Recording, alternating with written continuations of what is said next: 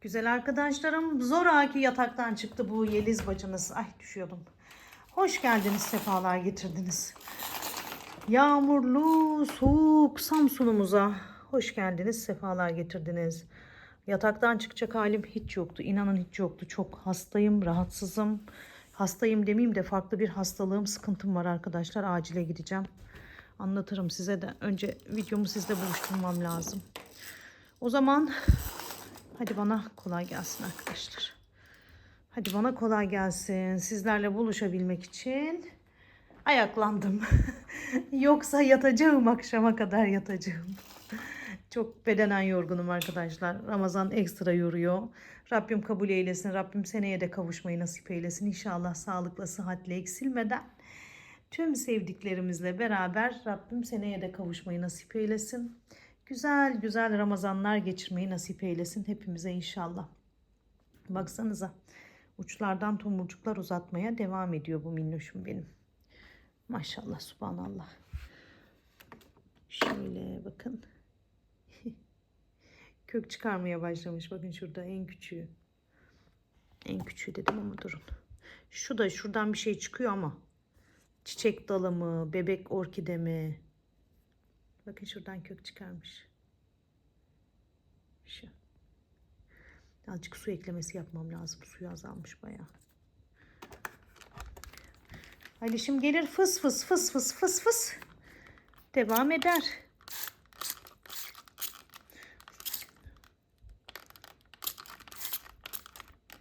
Geçen gün fıslattım. Hatta şöyle üzerlerine de birazcık böyle dışarıdaymış gibi yağmurlama olsun diye su sıktım. Dursun bakalım. Çok güzel geçsin günümüz. Çok güzel geçsin güzel arkadaşlarım. Yatağımı toplarken videoma devam edeyim dedim arkadaşlar. Açılışımızı yaptık. Güç bela. Çok kötüyüm. Boynum var ya o kadar kötü ki. Yani şey zannetmeyin, böyle boyun tutulması falan zannetmeyin. Saçlarımın dibinde böyle tam ensemde arkadaşlar. Saçlarımın dibinde ağrılı, acılı, oldukça ağrılı, acılı böyle kızarıklıklar var.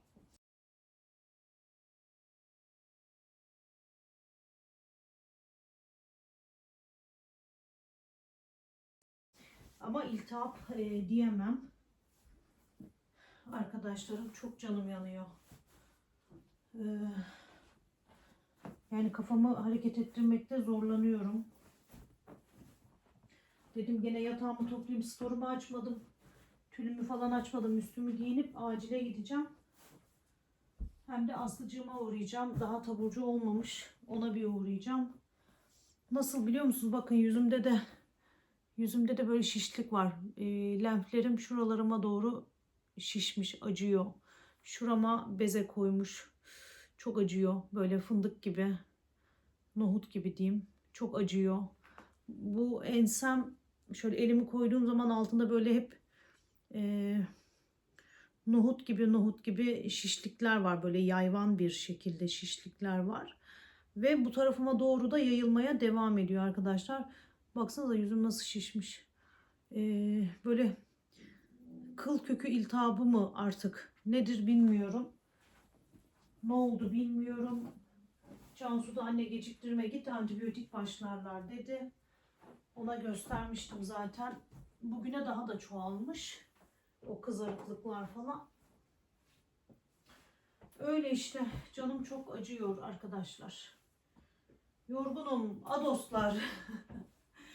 Yorgunum. Bağışıklığım düşük. Hani Behçet'im atakta da bu ara. Hani ağız içi yaram falan var ama hayata da bir şekilde tutunup yetişmeye çalışıyoruz işte. Tamam, yatağımı topladım. Ne olursa olsun bu yatak toplanacak. Kazağımı da buraya koydum arkadaşlar. Pantolonumu da orada sıcak sıcak giyeceğim. Seviyorum ben sıcağı. Katlayıp yerine koyacaktım. Dedim sıcak sıcak dursun. Üstüme giyerim dedim. Şimdi biraz daha ortalığımı toparlayacağım. Ondan sonra yollara düşeceğim arkadaşlar. Boynum çok fena böyle. Kafamı sağa sola hareket ettirirken şey yapıyor. O kasım acıyor. Allah'ın beterinden korusun. Hayatta her şey bizim için. Rabbim kaldıramayacağımız yük, sıkıntı, hastalık vermesin. Verdiklerine de şifalar nasip eylesin. En acilinden, en güzelinden inşallah diye dua edeyim. Ben birazcık daha ortalığı toparlamaya devam edeyim. Saatte 3'e geldi. Daha iftar hazırlığı da var. Allah'ım kabul eylesin. Allah'ım seneye de kavuşmayı nasip eylesin. Ben birazcık daha işleneyim. Atıyorum kendimi dışarı. Arkadaşlarım, hazırlandım. Hemen işte atkımı, şapkamı, montumu, çantamı aldım. Sıcak sıcak bir kalorifer peteğinden kazağımı da giydim. Çıkıyorum hastaneye. Acile bir uğrayacağım. Şemsiye almadım. Yağmur var. Güzel yağıyor. Hadi bakalım.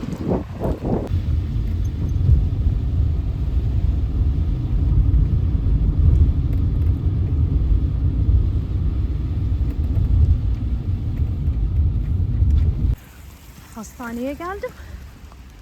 Arkadaşlar. Şimdi acil tarafına geçeceğim.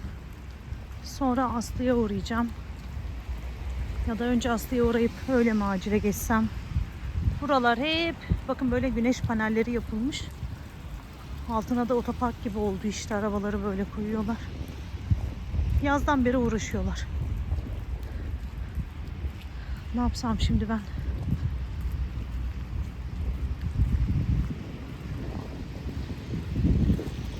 Hastanenin içinden geçeyim acil en iyisi.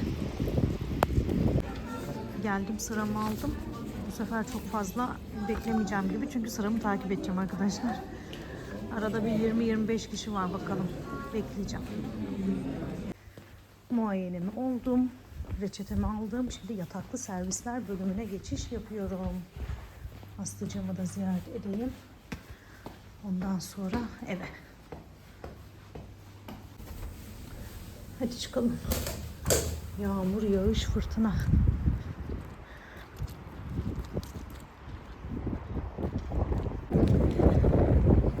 Ziyaretimi de yaptım. Muayenemi de oldum. Hadi gidelim dolmuşa. Oradan eve. Yemek ekmek yapmaya. Hadi bakalım.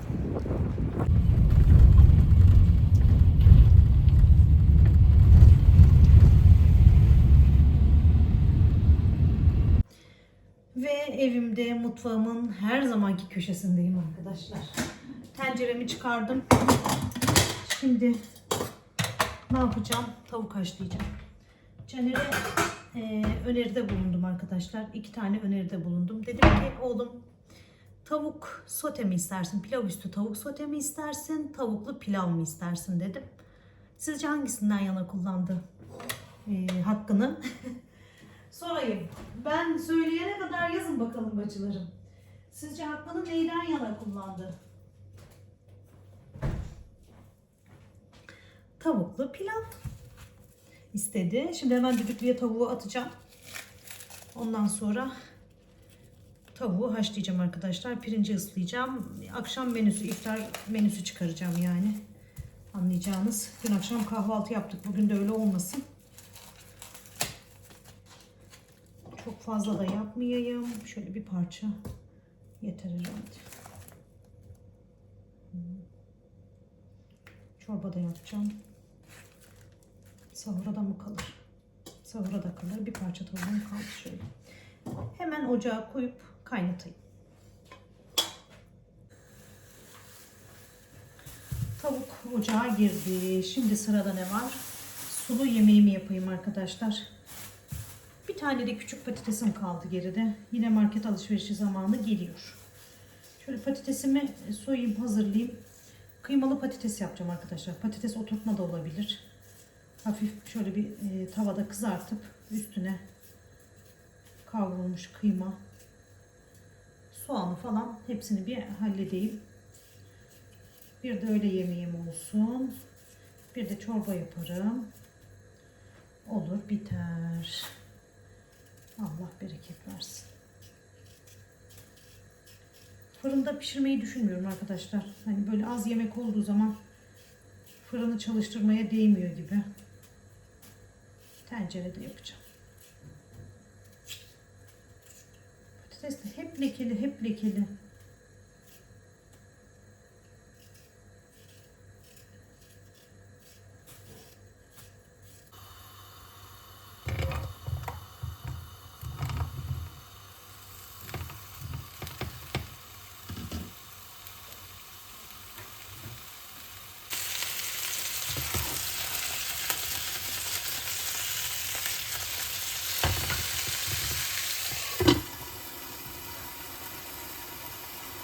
Ocak başında koşturmacaya devam. Tavuğum haşlanıyor. Burada patatesim kızarıyor. Burada soğanım kavruluyor. Patatesi buna ekleyecektim arkadaşlar.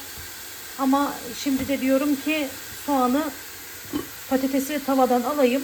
Soğanı buraya ekleyeyim. Bir güzel kavurayım. Patatesi geri ekleyeyim diyorum ama bilemedim ne yapsam.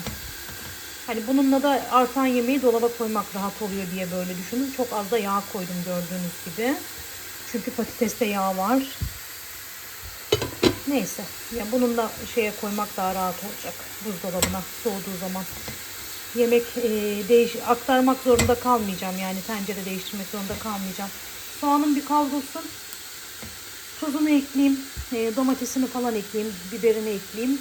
Şöyle güzel bir kıymalı patates yemeği yapayım.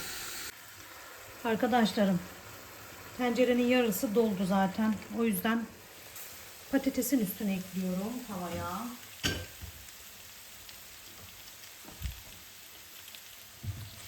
Şöyle kızardı patateslerimi de üzerine gezdireceğim. Şöyle bırakayım.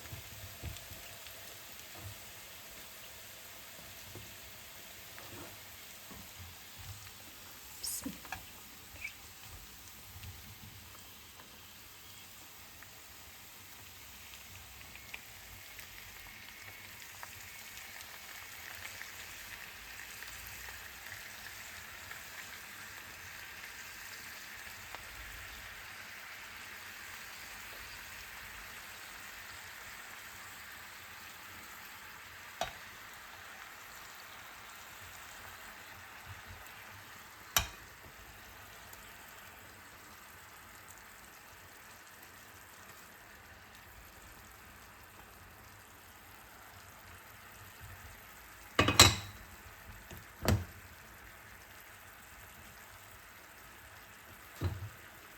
Şimdi biraz su kaynatalım. Dondurucudan yeşil biber çıkardım böyle. Yazdan koyduğum biberlerim. Üstüne renk versin şöyle biraz.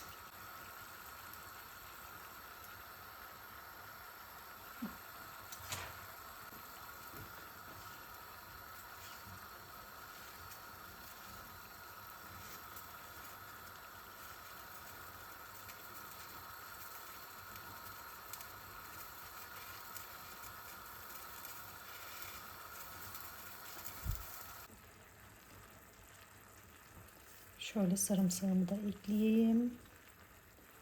Üstüne sonra suyunu ekleyeceğim. Bereketli olacak. Hopladı dışarıya.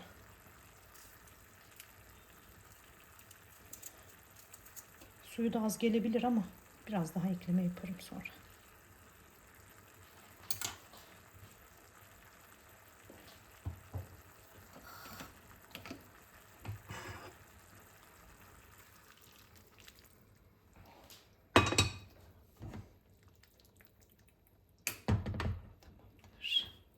Biraz daha su istiyor.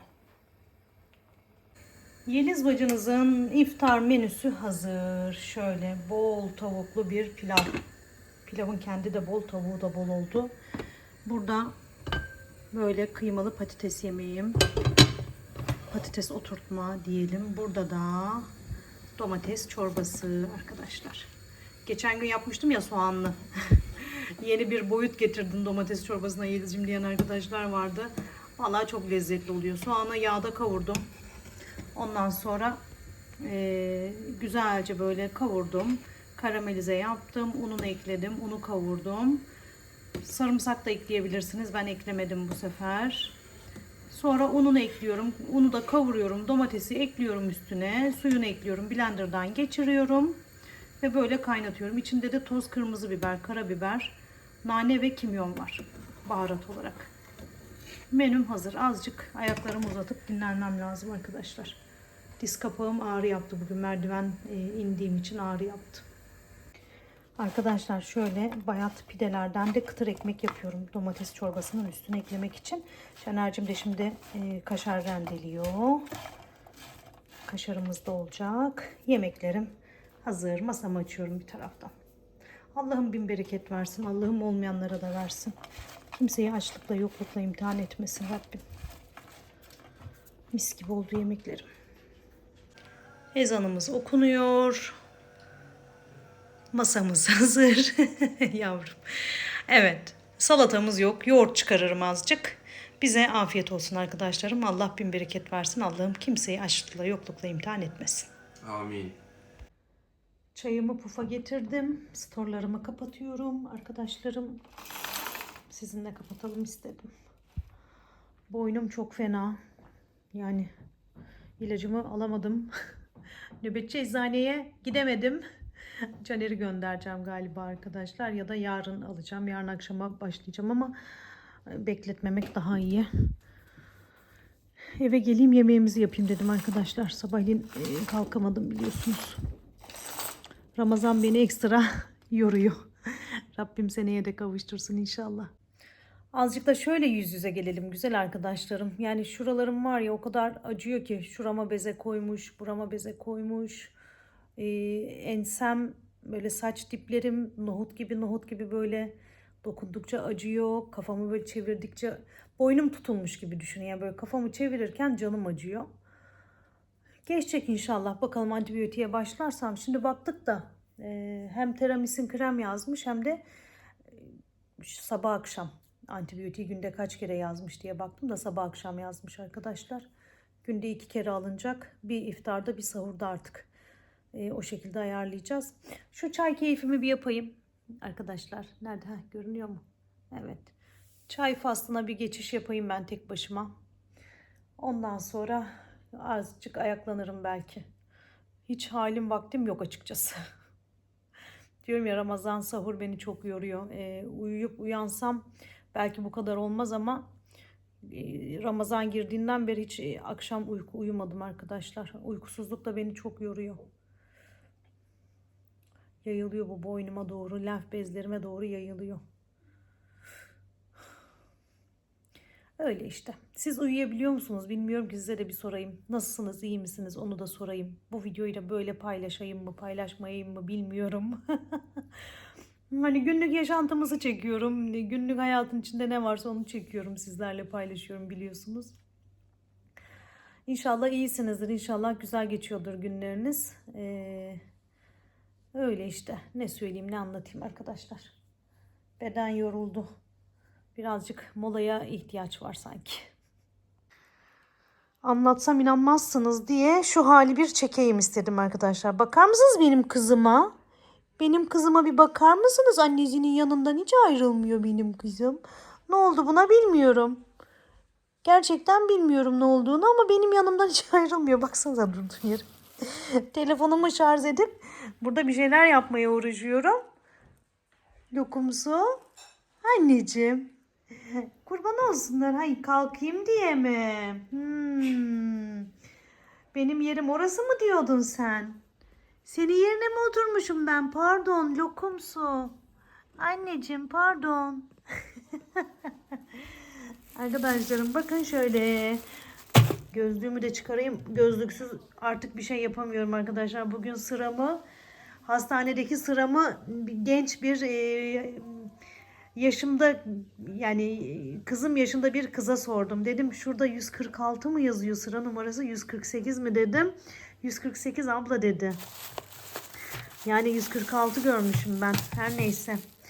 Doktorum teramisin yazıyorum dedi. Krem yazıyorum dedi. Bir de böyle antibiyotik verdi arkadaşlar. Günde 2 kere sabah akşam. Nasıl içeceğiz bunu, nasıl ayarlayacağız? Sahuru sabah yapacağız. Benim olmayan uyku düzenini daha da böyle şey yaptı bu Caner'cim. Gece mecbur kalkacağım ya. Uyumuyorum da bir tabii sabah akşam aç veya tok. Ha, aç veya tok diyor gerçi. Ben uykudan uyanınca yemek yiyemiyorum arkadaşlar. Kesinlikle yiyemiyorum. Açılamıyorum böyle. Az tipe bakın. Tipe bakın, tipe bakın. Allah'ım ya Rabbim. Neyse gözlükle geleyim. Göremiyorum. Gözlüğü çıkardığım zaman var ya bulanık bulanık görüyorum böyle. Derecem yükseldi herhalde. Neyse arkadaşlarım. Caner'cim gitti. Kremimi, antibiyotiğimi aldı geldi. Böyle boynuma da ağrı vurmaya başladı arkadaşlar. Ya böyle boynum lokma. Bilesim geldi. Şimdi Caner'e krem sürdürürüm saç diplerime. Ondan sonra antibiyotiği kaçta içeceğim Caner ben şimdi? 6.30'da iftar oluyor. 6.30 mu? 6.30'da olmuyor mu akşam? 5.40 desen. Geri geliyor ya. Hayır canım 6.30'da oluyor. Yanlışın var. Bakayım. Evet. Yanlışım var çocuğum ben 5'te eve geldim zaten 2 gündür iftar hazırlıyorum. Biri kahvaltı. İftar diyor. İftar diyorum. Sahur demiyorum iftar diyorum. 6.30. Evet. Öyle yapacağız artık. Hani iftarda 6.30 sabah 6.30 sabah 5.30 Öyle. akşam 6.30. Öyle ayarlayacağız artık. Yapacak bir şey yok. O zaman güzel arkadaşlarım bugün böyle minicik kısacık bir video ile gelmiş olayım. Biraz dinleneyim. Kendime vakit ayırayım. Caner de diyor bana anne diyor kendini diyor ödüllendirmen lazım diyor bana. Hiç diyorum kendimi ödüllendirmiyorum ben oğlum. Ödüllendiremiyorum diyorum. Beğendiğim şeyler var diyorum böyle almak istiyorum ama almıyorum erteliyorum diyorum şimdi. Hani köy evine de şey masraflarımız oldu. Gün gelecek çok güzel harcayacağım arkadaşlar. Gün gelecek Allah izin verirse böyle yapmak istediklerimi almak istediklerimi Allah izin verirse alacağım. Allah herkese alma gücü nasip eylesin. Şu an böyle şey gidiyorum yani idareli gidiyorum. Bazı şeyler yerine oturduktan sonra artık istediğim şeyleri de almaya başlarım Allah izin verirse. Allah can sağlığı versin. Vallahi Allah can sağlığı versin. Sağlık olmadı mı dünyaların olsa ne işe yarıyor? Yani para her şey bazen de para yani %50 %50 para her şey para hiçbir şey. Gerçekten. Rabbim önce can sağlığı versin. Gerisi zaten olur biter. Kendinize çok çok iyi bakın güzel arkadaşlarım. Bu akşam erken uyuyayım. Sabahleyin işte sahura uyanayım artık mecbur. Ne yapacağız? Yemek yemesem de ilacımı içer. Uyurum artık ne yapalım. O zaman kendinize iyi bakın güzel arkadaşlarım. Allah'a emanet olun. Hoşça kalın.